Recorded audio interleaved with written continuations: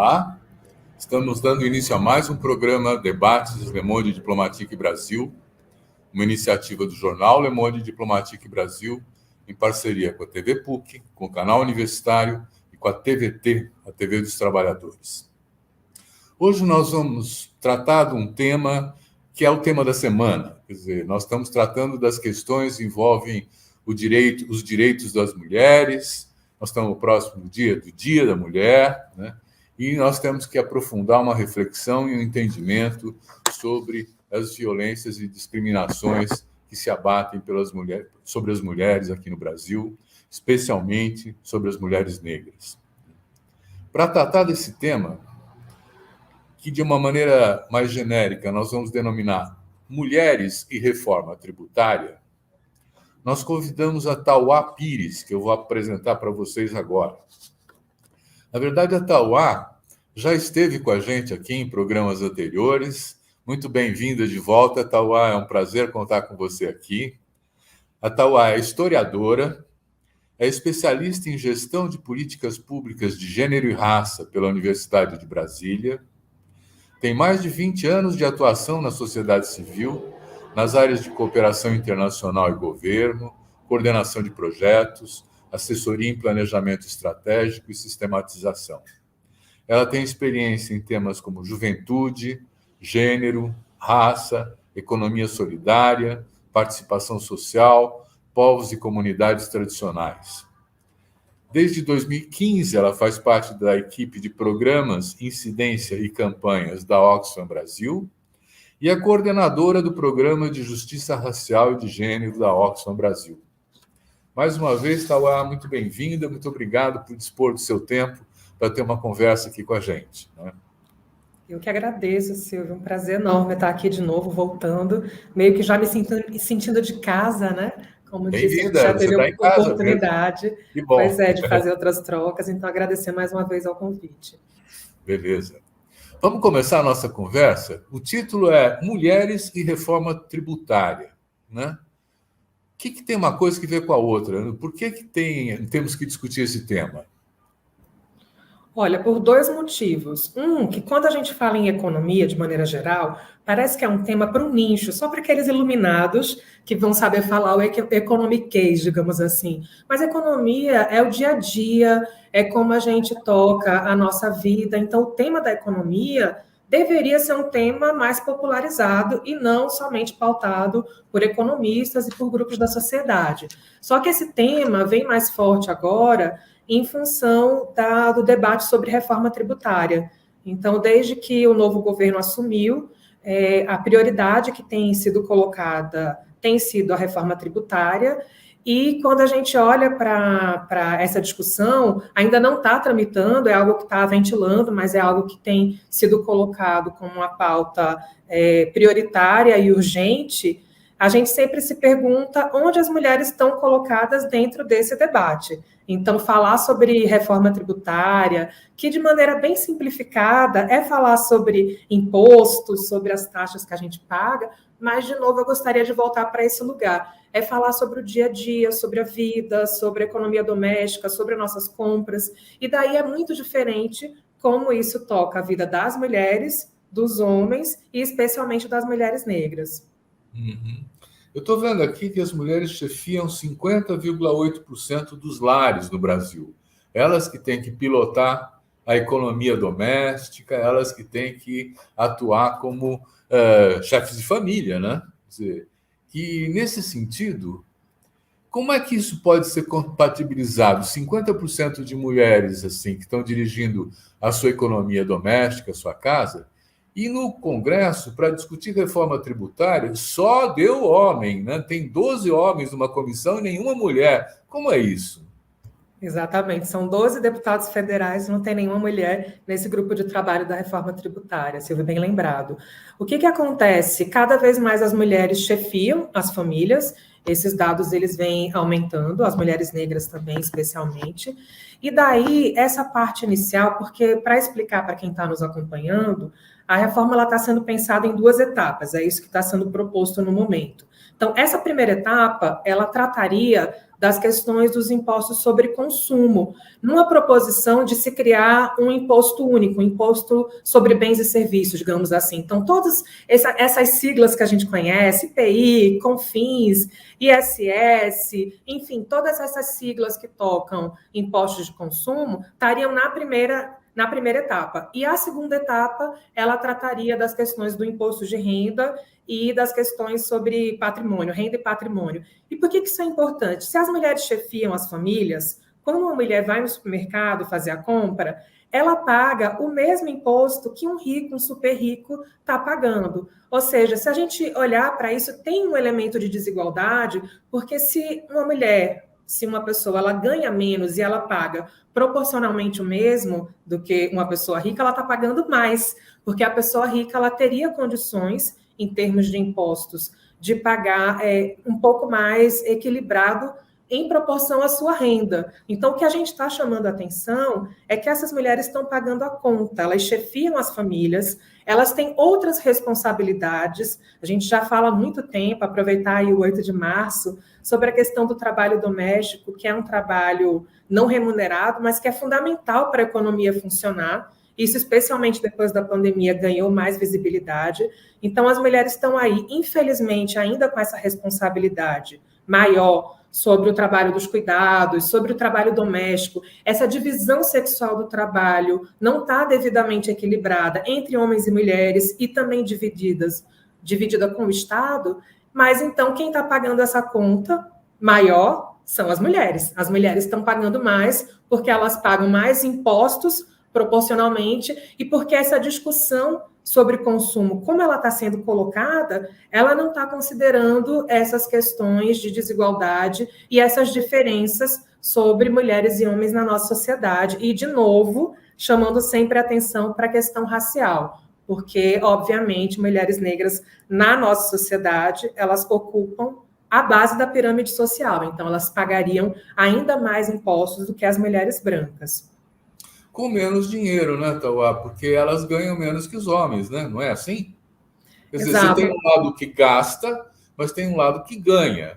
E do lado que ganha também tem essa diferença, né? Esse tema está bem forte agora, Silvia, inclusive, porque o presidente Lula, ele falou que vai estar apresentando uma proposta para igualdade salarial. É bom lembrar que o Dia Internacional da Mulher, o 8 de março, ele nasce, quando ele é criado em 1970 pela ONU, o tema principal era a igualdade salarial. Claro que de lá para cá, nesses últimos anos, o dia é um dia de luta, é um dia que trata sobre várias questões, sobre a questão da desigualdade como um todo, mas também da violência, do machismo, enfim, todos esses temas que tocam a luta das mulheres estão colocados no Dia Internacional da Mulher, mas ele nasce nesse ponto. Mulheres ganham, isso aí não é só o Brasil, tá? É sempre bom dizer, com uma exceção, acho que só a Dinamarca é o único país que as mulheres ganham mais do que os homens, mas essa questão das mulheres ganharem proporcionalmente menos, aqui no Brasil, cerca de 30% menos do que os homens, e elas pagam mais. Então, de novo, essa conta não está fechando. As mulheres, elas têm mais responsabilidade, cada vez mais chefiam as famílias. Além disso, elas tocam essa parte dos cuidados, todo o trabalho doméstico, e elas não têm essas questões consideradas quando a gente vai olhar para os impostos. Só acrescentar um pouco mais, Silvia, eu acho que é importante a gente explicar para quem está nos ouvindo, para os leitores e ouvintes do Le Monde Diplomatique Brasil, por que isso é importante, esse debate sobre a igualdade salarial, isso que está agora sendo discutido. Primeiro, que esse não é um debate novo, desde 2011 que tem uma proposição tramitando, tinha passado do Senado, mas ela volta para a Câmara, então é um diálogo que está aí sendo com idas e vindas entre Câmara e Senado desde 2011, e não é algo novo. A CLT, que é o grande instrumento quando a gente fala sobre leis trabalhistas, ela já coloca que não pode haver essa diferenciação. Teoricamente, homens e mulheres que ocupam a mesma função deveriam ganhar o mesmo salário, não poderia ter essa diferença. Na prática, isso não acontece. Então, o que uma lei como essa, ela contribui? Nessa parte da fiscalização e do monitoramento. Então, as empresas, elas poderiam ser multadas, a gente começaria a ter outros instrumentos de fiscalização e de monitoramento para que a lei ela possa valer. Porque, de novo, já existe na CLT essa proposição, porém, na prática não acontece. E por quê?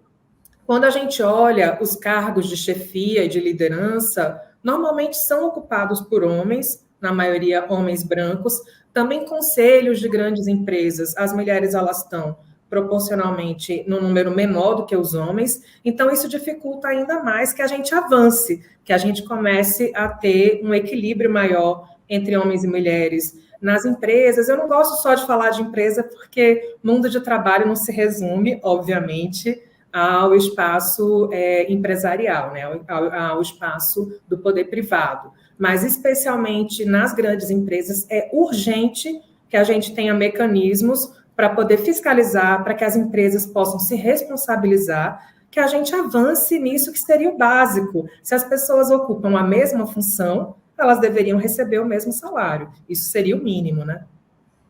Uhum. Então, você falou das lutas das mulheres. E você falou também de espaços de decisão. Nós estamos falando do Congresso Nacional, da aprovação de projetos de lei. Quais são hoje as principais lutas das mulheres, hein? Falando das lutas. É um conjunto de temas, né? Nesse ponto da participação política, que foi o nosso debate na última vez que eu estive aqui, tive o prazer de conversar com vocês, é porque se a gente tem na sociedade mais da metade da sociedade composta por mulheres, e aí é bom lembrar que desse percentual, mulheres negras são maioria, 28% da população é composta por mulheres negras, quando a gente olha esse espelho, ele não está refletido na representação política. Então, ali, o parlamento, a Câmara, precisaria refletir a base social, as pessoas precisariam estar devidamente representadas. É aí que a gente fala da democracia representativa, né? Mas isso não é o que acontece. No ano passado, a gente falou muito, nossa, tivemos avanço, essa foi a eleição com o maior número de candidaturas negras, mas quando a gente vai destrinchar na prática, a gente continua ainda numa situação muito, muito desigual. Mulheres, por exemplo, olhando para a Câmara Legislativa, para o federal, só tem 17% da composição de mulheres. Trazendo para os números, né? São 513 deputados federais, só 91 são mulheres e só 29 são mulheres negras. A gente está falando em 5%. Então, se as mulheres e as mulheres negras, elas não estão nos postos de tomada de decisão e de poder, eu falei antes, nas chefias das empresas, nos conselhos administrativos, nos conselhos empresariais, na Câmara e no Parlamento, obviamente que os interesses eles não vão estar colocados para essa pauta dessa luta histórica que o 8 de março traz, que é não só sobre igualdade salarial, mas sobre equidade, ou seja, que os direitos, eles sejam direitos para todas as pessoas, mulheres e homens com direitos iguais nas diferentes questões que tocam a nossa sociedade. E isso não acontece na prática, né? Como é que você avalia? Essas lutas das mulheres têm tido resultados positivos ou não? Certamente. Eu gosto de dizer, como historiadora que sou, que a grande revolução do último século é a revolução feminista, porque quando a gente fala em revolução, é porque teve uma ruptura. Desde que isso acontece, a nossa vida ela passa a ser completamente diferente. Então, eu diria que a grande revolução do último século é a revolução feminista, porém, ainda com muito para avançar. A gente ainda está longe de ter uma sociedade, como eu falei, equitativa, né, onde os direitos eles sejam direitos iguais, onde as pessoas elas vivam com menos desigualdade. Porém, muito do que a gente tem hoje de conquista não são conquistas que vieram assim naturalmente. Então, é justamente essa luta histórica dos movimentos de mulheres, do movimento negro, das mulheres negras na sociedade, que fazem com que, aos poucos, a gente avance. Desde a pauta inicial, que foi a pauta sobre o direito ao voto, né, a gente está falando sobre o sufrágio universal, um ponto histórico quando a gente fala das lutas das mulheres, até o que se seguiu, esses debates sobre a questão salarial, da situação das mulheres e dos homens na nossa sociedade. Daí eu volto para o tema do trabalho não remunerado, do trabalho doméstico. Por que, Silvio, que ainda em 2023 a gente sabe que mulheres elas passam mais tempo do que os homens dedicados aos trabalhos domésticos do que os homens. Então, o cuidado de uma criança não é um cuidado dividido de maneira proporcional entre homens e mulheres. A gente tem um estudo que é muito interessante, que é Tempo de Cuidar, que a gente lançou no ano de 2019, antes do Fórum Econômico de Davos, aliás, em 2020, fazendo essa correção. E o que a gente fala nesse relatório? A economia dos cuidados, como a gente chama, ela é fundamental para que toda a sociedade ela se mova.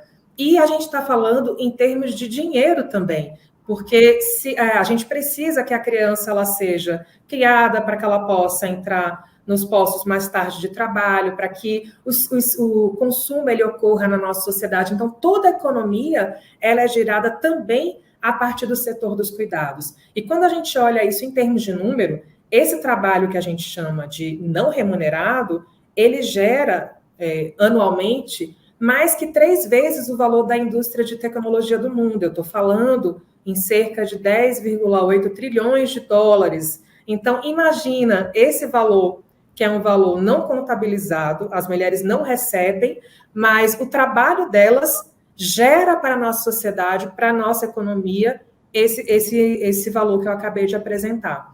Então, o que eu estou colocando é que, infelizmente, a situação ainda é de muita desigualdade, mas os avanços que a gente vem tendo, que eu estou chamando de revolução feminista nos últimos anos, vem em função dessa mobilização social, vem em função dessas lutas que são fundamentais para que a sociedade ela possa, aos poucos, ir se aprimorando, para que a gente possa avançar numa sociedade mais justa e menos desigual. Uhum. Muito bem. Eu estou pensando assim, quer dizer, quais são os desafios que estão colocados hoje, concretamente? Nós estamos falando de uma maneira mais genérica, assim, da luta das mulheres e dos direitos, né? Mas hoje em dia, o que é que pega mesmo? Quer dizer, é a falta da cesta básica, a oportunidade de trabalho mais remunerada? É uma combinação de fatores, né? O que pega? Pega o dia a dia. Por exemplo, um tema como violência, que tem a ver com a estrutura mesmo patriarcal. Por que acontece a violência no grau que a gente tem hoje e que acomete as mulheres? Um homem, ele dificilmente vai ter medo de andar nas ruas como a mulher tem, devido à violência que a gente tem, e especialmente a violência doméstica. Mas por que esse ainda é um tema que a gente fala tanto? Talvez um dos principais temas quando a gente fala sobre políticas públicas, quando a gente fala sobre a sociedade. Porque a gente tem ainda esse sistema patriarcal, onde a mulher é quase que uma propriedade dos homens, estendida, então ainda há, para muitas famílias, essa questão do papel social, que deveria ser exercido pela mulher, que é um papel diferente do homem, e que, em função disso, os homens eles se sentem no direito de estar se colocando, por exemplo, com violência, ou se colocando num lugar superior. Eu acho que o que a gente está falando, trocando em miúdos, simplificando o debate, é que a gente ainda tem uma hierarquia, que é uma hierarquia em função do sistema patriarcal, onde os homens deveriam comandar a sociedade, tomar as decisões, e as mulheres elas estão ali colocadas abaixo como uma extensão da propriedade privada, como uma extensão dos bens que pertencem majoritariamente aos homens. Isso aí é uma estrutura que a gente está falando, extremamente antiga, ultrapassada, mas que os efeitos dessa estrutura a gente ainda observa nos dias de hoje, e, de novo, isso diferencia de acordo com a raça, com a classe social, com o território. Uma coisa é o debate que a gente vai fazer nas zonas nobres, por exemplo, de São Paulo, ou trazendo para a minha região, para Recife. Outra coisa é esse debate na favela, na periferia, assim, é muito diferente ainda quando a gente fala do que é o papel social de uma mulher e de um homem. Eu gosto até de fazer uma brincadeira, Silvia, que assim, no 8 de março, não deem flores. Não é um dia de comprar rosas e distribuir. Vão lá lavar a louça, lavar o banheiro, cumprir com sua responsabilidade, fazer valer a divisão sexual do trabalho num outro patamar, onde homens e mulheres dividem tarefas domésticas de maneira igualitária, dividem os cuidados dos filhos de maneira igualitária, dividem os cuidados dos mais velhos também com maior equilíbrio, e que a gente vai aos poucos rompendo com isso que já está assim, dominando o imaginário social. No fundo, ainda tem um resquício que a gente entende, isso aí é coisa de mulher, isso aí é uma função. Por que ainda tem maior número de pedagogas, professoras, mulheres? Por que enfermeiras são em maior número ainda mulheres? Por que esses postos são postos que recebem menos do que outros postos, como, por exemplo, de engenharia, de medicina? Tudo isso ainda está muito atrelado ao imaginário social, que tem bases patriarcais e que colocam os homens no lugar superior das mulheres. E aí, para responder, voltando, o que toca, né? Quais são as pautas? Infelizmente, ainda esse conjunto do que a gente tem de uma herança patriarcal, de uma herança que coloca homens e mulheres em situações desiguais e faz com que a sociedade ela seja organizada a partir desse sistema e que os bens, toda a política, ela gire também reproduzindo essa desigualdade. Mas a gente tem agora a Lei Maria da Penha, tem Delegacia da Mulher, melhorou um pouco, não é, Tauá? Ou a violência continua igual?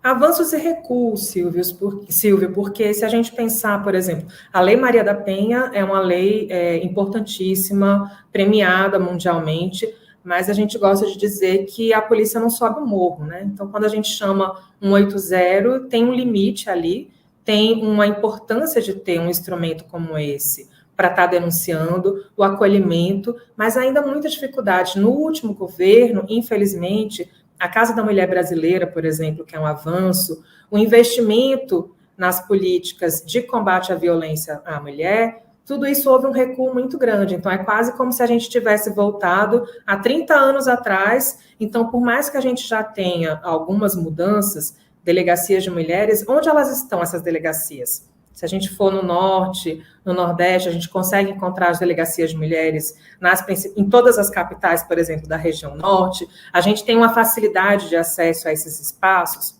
A gente sabe que ainda não. Então, eu gosto de dizer que existem avanços junto com recuos e que nessa marcha a gente vai seguindo para tentar alcançar um outro patamar. Mas certamente já com mudanças, essa questão eu gosto de frisar da Lei Maria da Penha é realmente algo fundamental, porque faz com que a gente tenha uma mudança cultural na sociedade. Todo mundo sabe o que é a Maria da Penha, né? A gente vai conversando, acabou ficando popularizado, o próprio número 180 vira música, as pessoas têm conhecimento, e de certa forma isso inibe, mas não impede que a gente tenha ainda números tão altos de violência contra as mulheres, de violência e de estupro também. Então, eu acompanho um pouco a discussão, vamos dizer assim, do quanto é complementar a um salário até indireto, denominado assim em alguns países, as políticas públicas que estão cuidando também. Estou pensando na creche para criança, estou pensando nos parques e nos parquinhos infantis, estou pensando no atendimento de saúde, né?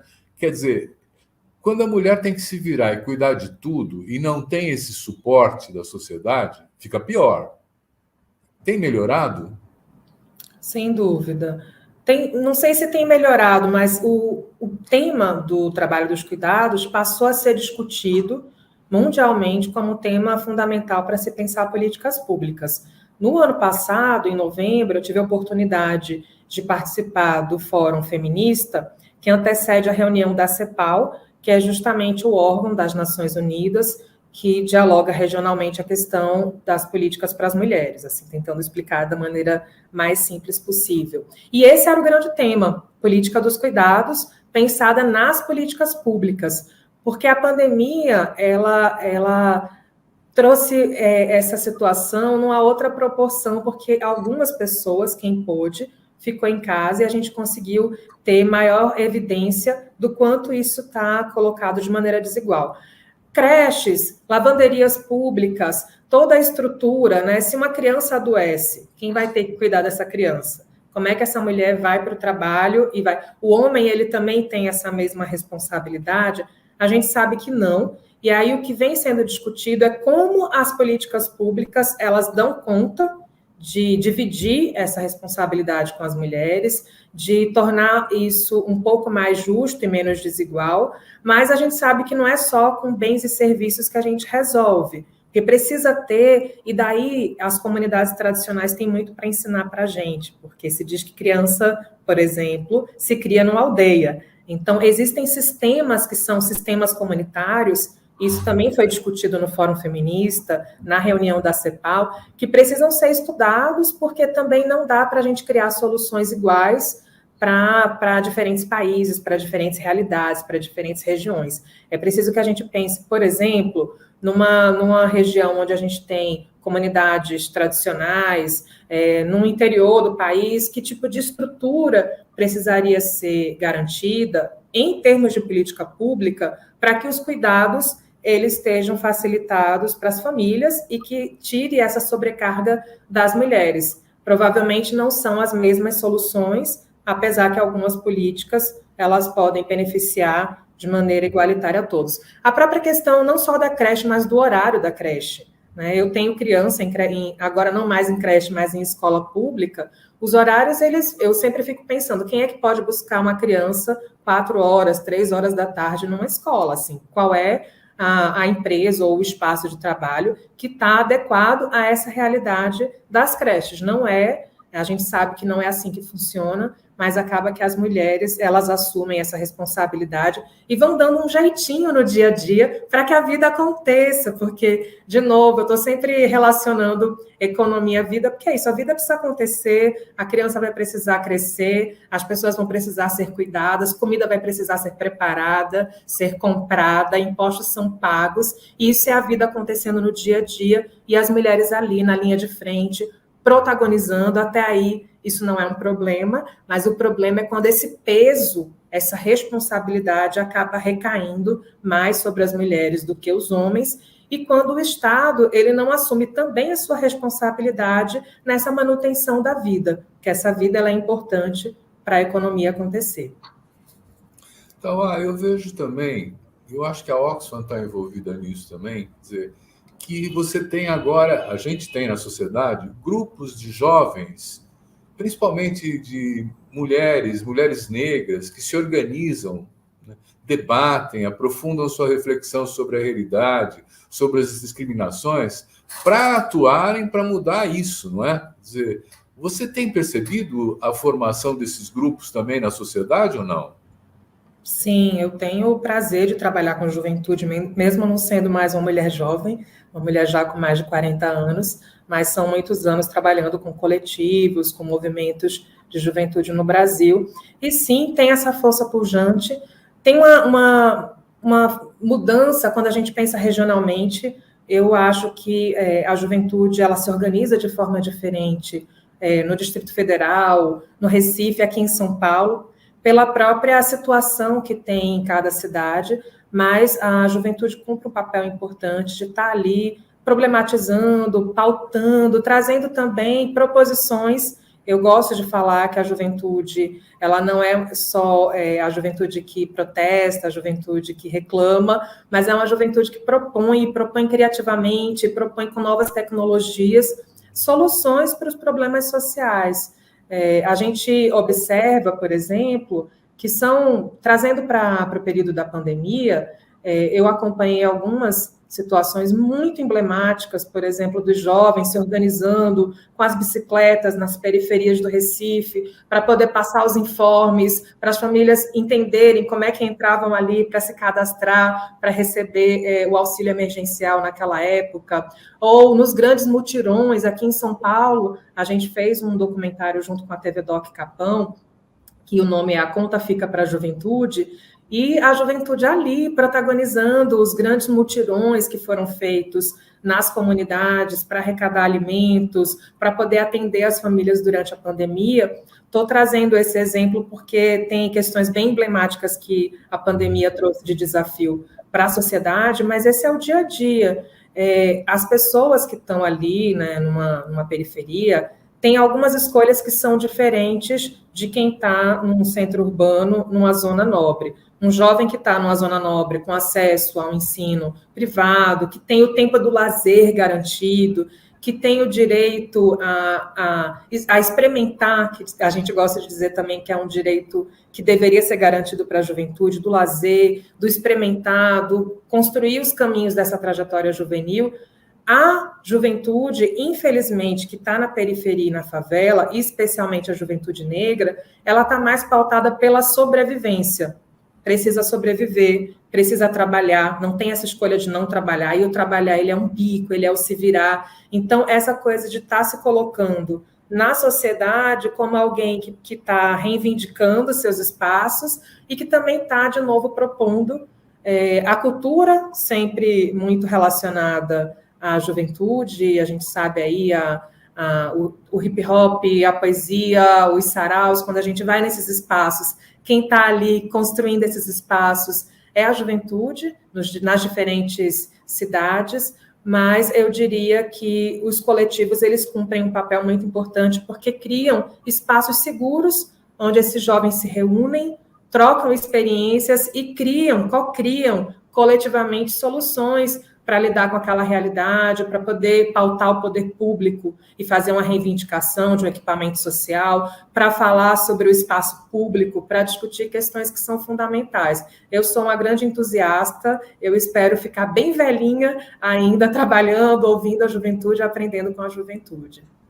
Tem uma novidade agora, a tal das mandatas coletivas, né? Você acompanhou alguma? Sim, a gente vem acompanhando. Aqui na Oxfam Brasil, a gente tem um projeto que chama Jornada das Pretas, que a gente faz junto com o Instituto Marielle Franco e com o Instituto Alziras, e realmente vem aumentando esse fenômeno. Ainda é difícil contabilizar, Silvio, porque quando a gente tem a inscrição de uma mandata coletiva, ela precisa sair no nome de uma candidatura. Conta para quem está nos assistindo o que é uma mandata coletiva, porque eu esqueci de explicar. Sim, uma mandata coletiva é quando várias pessoas elas respondem para uma proposição por uma candidatura e por um mandato. Então, por exemplo, a gente vai ter 5 pessoas, aqui a gente tem a bancada feminista em São Paulo, a gente tem outros exemplos no Brasil, aqueles vários nomes, eles respondem, eles cumprem funções para que aquele mandato aconteça. Porém, é difícil contabilizar quantos mandatos coletivos a gente tem hoje no Brasil, ou quantas candidaturas, porque ainda não está regulamentado.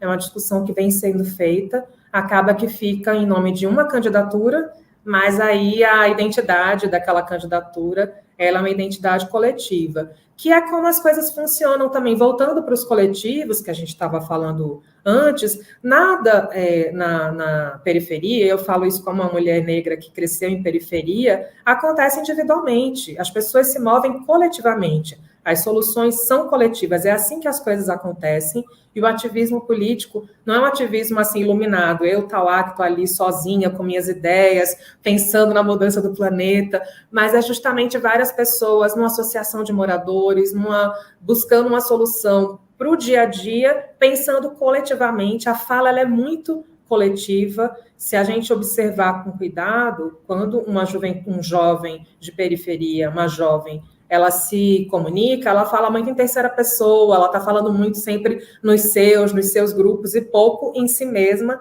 apesar de ter uma individualidade importante dentro daquela ação coletiva. Mas isso dos jovens estarem propondo coletivamente soluções reflete agora na política, não é algo novo, né? Acontece que tem uma nova geração, digamos assim, que está olhando para esses espaços do parlamento, dos espaços de representação, como espaços possíveis.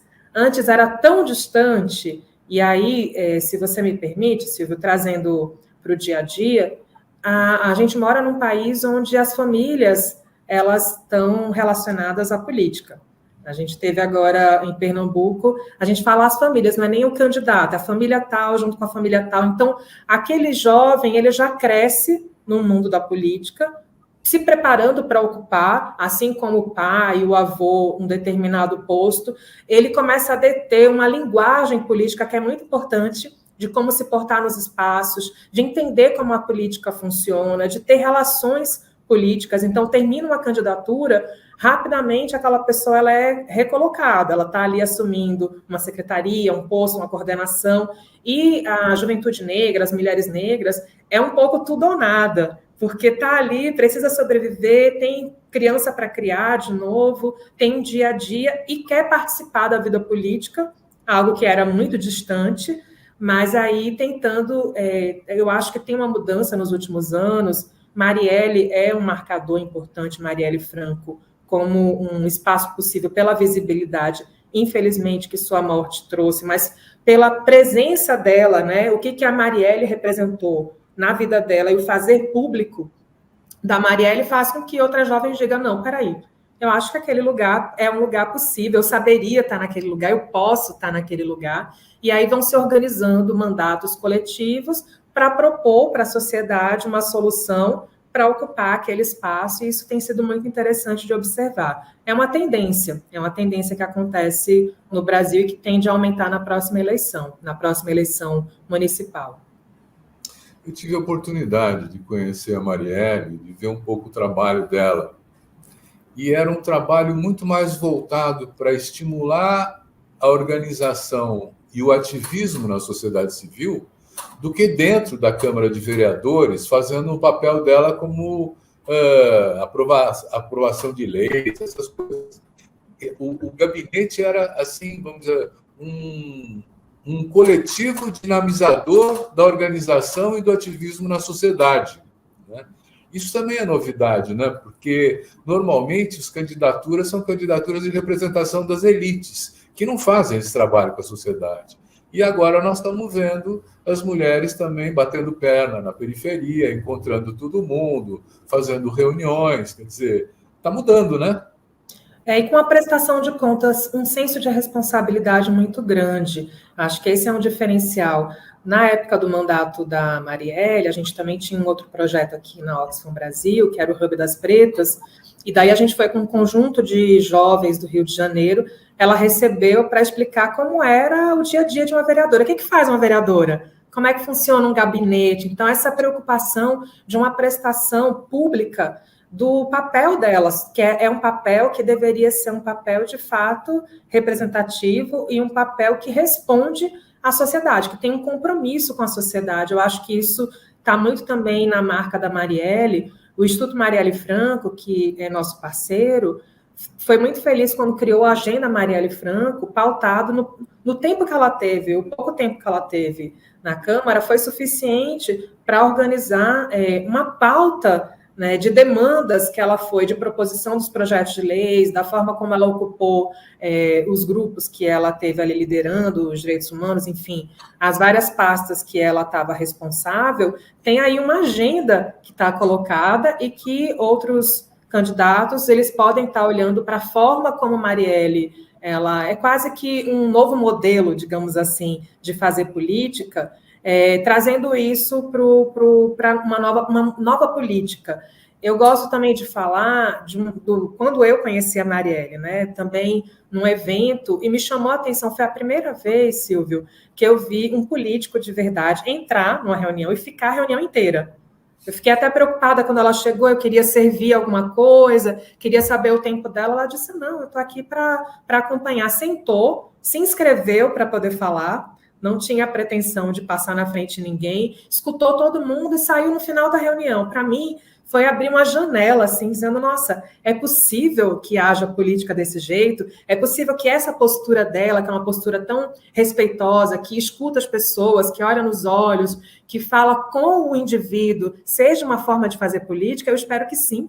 E eu acho que esse legado da Marielle Franco, junto com tantas outras, né? A Áurea Carolina, a Thalíria, enfim, a gente tem aí a Érica Hilton, a Érica Malunguinho, tem uma geração aí de nova política que mostra que é possível, sim, a gente ter uma mudança na representação e que isso está muito marcado na forma como as mulheres negras fazem política. Você falou falta de respeito.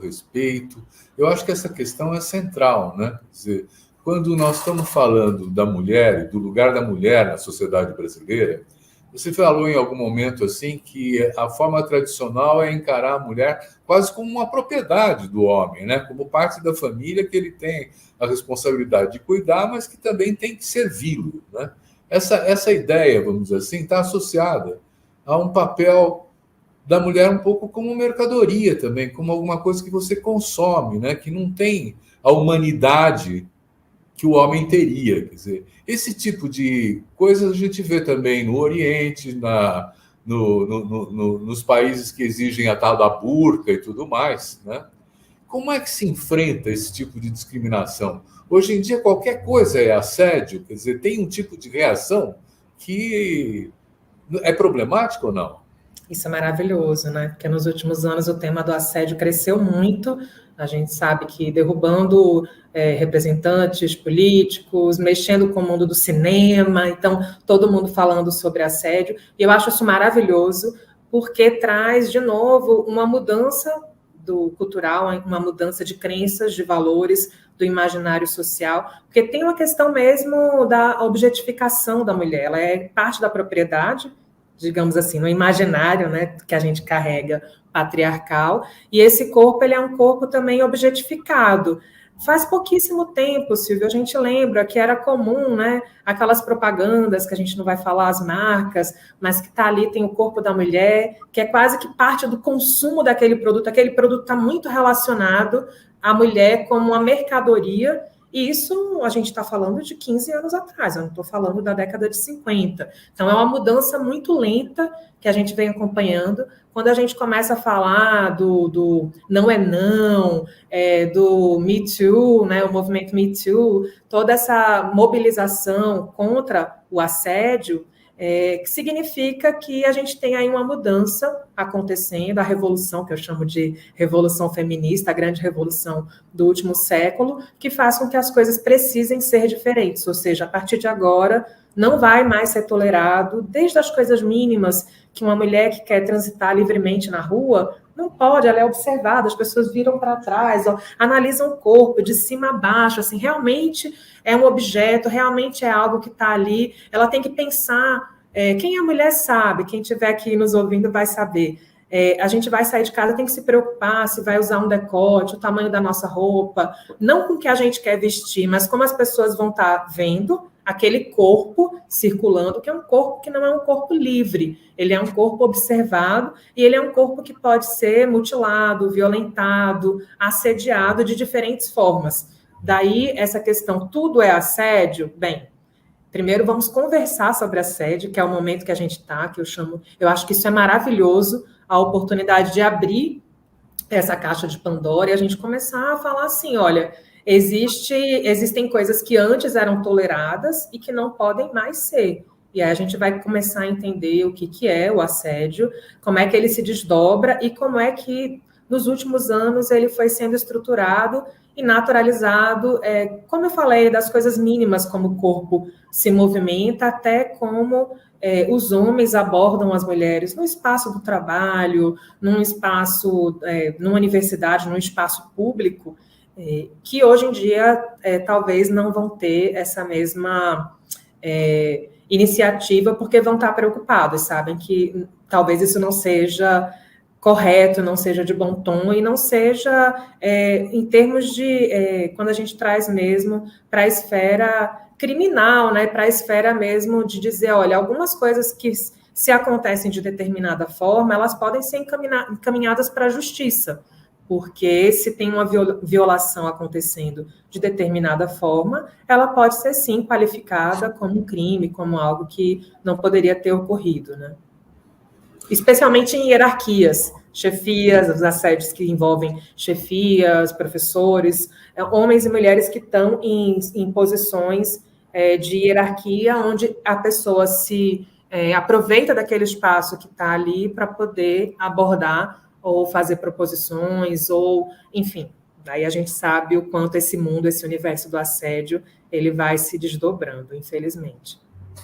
Tauá, você identifica esse movimento feminista como um movimento de conquista de liberdades também, libertário, no certo sentido, né? Quer dizer, para perder as amarras de uma moral conservadora e tudo mais, né? Como é que isso convive com um mundo evangélico que cresce a cada dia no nosso país, hein? Não são duas linguagens, dois mundos muito distintos? Mas a mulher está São, dentro dos dois, né? Como é que faz? mas a vida ela é complexa. Então as coisas coexistem.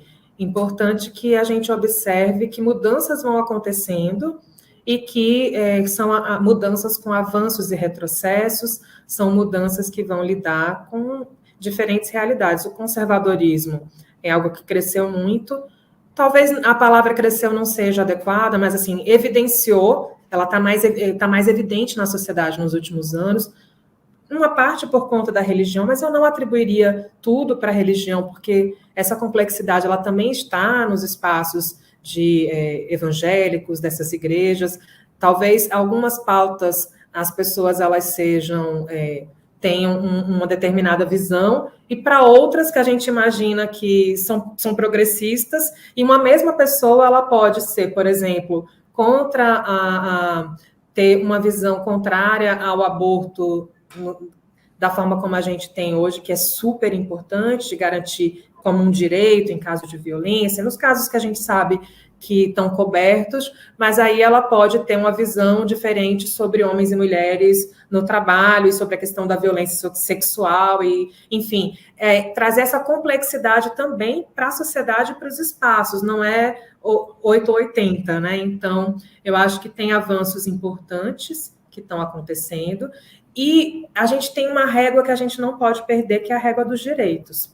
E quando a gente fala sobre direitos humanos, esse desafio dos direitos universais, que não podem englobar tudo, mas que tem uma utopia, um ideal que possa ser universal, de maneira que atinja todas as pessoas possam ser pessoas de direito, eu acho que esse é um bom marcador, uma boa régua para a gente construir os debates. Os debates, eles pautados pelos direitos e os limites sendo colocados também em torno dos direitos. Eu acho que aí a gente sai desse espaço mais das crenças, desse espaço mais que está que o conservadorismo se pauta. É claro que hoje a gente está num mundo que a gente chama a pós-verdade, porque as pessoas também vão acreditando nas suas próprias verdades, estão aí as fake news, algumas pessoas vão estar, mesmo com evidências, inclusive não acreditando na ciência, colocando a ciência em prova por uma visão mesmo política, e aí a verdade ela vai sendo a sua verdade, a verdade interpretada. Isso num espaço como um espaço religioso cresce, porque tem ali a validação daquele grupo para determinada verdade, mas mesmo assim, mesmo com esse desafio que a gente tem hoje, com a fake news, com as redes sociais, eu acho que a régua dos direitos segue sendo uma régua importante para a gente pautar essas diferenças e para a gente tentar brecar também alguns recuos que não podem acontecer. A gente precisa garantir, pelos direitos, pela questão da dignidade humana, que a gente siga avançando em alguns temas e que a gente não retroceda apenas por questões de costume ou por valores que não atendem a sociedade de maneira mais igualitária. Então, nós estamos chegando no final da nossa conversa, ela é rápida, o papo está bom, mas o tempo vai correndo, né? Eu queria perguntar para você, e aí você fica à vontade para terminar a sua intervenção na nossa conversa, né? O que esse movimento feminista, que está organizado no Brasil hoje de maneira muito plural e diversificada, né, tem a demandar ao governo Lula, a esse novo governo? O que é a pauta que precisa ser negociada na defesa dos direitos das mulheres? Em todas as pautas, a gente precisa colocar um óculos, uma lente interseccional e olhar gênero e raça em todas as pautas. Gênero e raça não são temas. Quando a gente fala sobre o debate racial, não é uma questão identitária e gênero não pode ser visto como um tema transversal. Então, esse novo governo tem a oportunidade, quando a gente vai discutir saúde, a gente discute saúde e pensa nas mulheres, nas pessoas negras, nas diferentes pautas da saúde. Quando a gente fala sobre reforma tributária, a gente olha, ok, mas as mulheres estão colocadas de uma maneira diferente dos homens, porque se a gente fala sobre tributo sobre consumo e as mulheres elas estão pagando a mesma coisa que os homens, isso não está sendo justo. Quando a gente olha para a educação e as mulheres elas têm, nos últimos anos, sido a maioria no ensino superior, enfim, olhar, e também quando a mulher tem ali a maternidade, vários outros elementos, isso precisa ser tratado para os diferentes temas, precisa atravessar esse óculos mesmo. A gente está ali discutindo determinado tema da política, a gente vai ali colocar os óculos, gênero e raça, e pensar, ok, mas olhando para as mulheres e para as pessoas negras, nessa discussão, o que a gente precisa levar em conta? Eu acho que esse é o grande desafio que está colocado para o governo Lula. E só abrir uma janelinha, não querendo criar polêmica, mas o termo feminismo como uma tentativa de trazer isso de maneira mais palatável, mas a gente sabe que a própria raiz do feminismo também é muito discutida, e isso eu acho super positivo, porque era muito diferente quando a gente começou a discutir feminismo para as mulheres brancas e para as mulheres negras. Naquele momento, as mulheres brancas, por exemplo, reivindicando o direito ao trabalho, ao mundo do trabalho, e as mulheres negras que sempre trabalharam, sempre tiveram aí quitandeiras, amas de leite, sempre com seus corpos sendo colocados a serviço do trabalho, a serviço da sociedade. Então, pensar em feminismos plurais, que abarquem essas diferenciações das mulheres na sociedade, em função da raça, em função da região, em função dos vários temas que tocam de maneira diferente as mulheres. Então, tem uma frase que é muito legal, que ficou conhecida nessa discussão sobre feminismo negro, que é da Sojourner Truth, que num debate ela pergunta: eu não sou uma mulher? Depois procurem saber, porque é lindo essa fala dessa mulher, que é uma mulher negra, dentro de uma plenária que está se discutindo feminismo, e ela diz: nossa, nenhum homem nunca colocou um pano no chão para eu poder atravessar, eu criei meus filhos, eu estava na agricultura e eu não sou uma mulher, meu corpo não é uma mulher igual a outra mulher que está aqui falando sobre votar. O debate sobre o sufrágio universal no início não abarcava as mulheres negras, então só essa janelinha, como eu disse, para não criar polêmica, mas para a gente olhar com muito cuidado para o debate feminista, entendendo também essa pluralidade, entendendo que mulheres brancas e mulheres negras têm pautas diferenciadas e que mulheres negras também compõem em si uma diversidade. Mas muito bom o 8 de março sendo discutido aqui, junto com vocês, junto com os nossos ouvintes do Le Monde Diplomatique Brasil. Eu espero que seja um dia de luta e um dia importante para avanços futuros. Muito bom, Tauá. Prazer ter você aqui. Eu quero agradecer muito a Tauá Pires, que é coordenadora do Programa de Justiça Racial e de Gênero da Oxfam Brasil, e agradecer também a você que nos assiste, dizendo: semana que vem tem mais. Obrigado.